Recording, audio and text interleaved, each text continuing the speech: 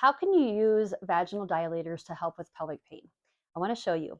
So I have here a set of Intimate Rose vaginal dilators. There's 8 different sizes, and I want to just give you some tips. One, you want to start with clean hands, and you want to start with clean device. So you definitely want to wash with soap and water and get yourself in a comfortable position. So that might be in your bed, a couple pillows behind your back, so that you're just a little bit propped up.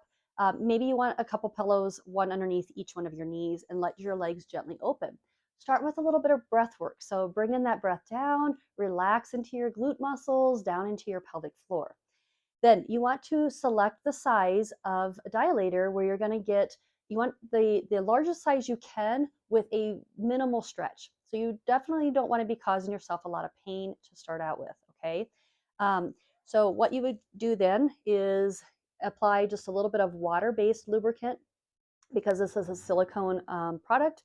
And what you can do is then just bring it in over to the labia and you can start to insert it just a little bit so that you're just right at the entrance. From there, you can go around the entrance and work on stretching those tissues very slowly, a lot slower than what I'm showing you right now. And then you can work on inserting it a little bit further.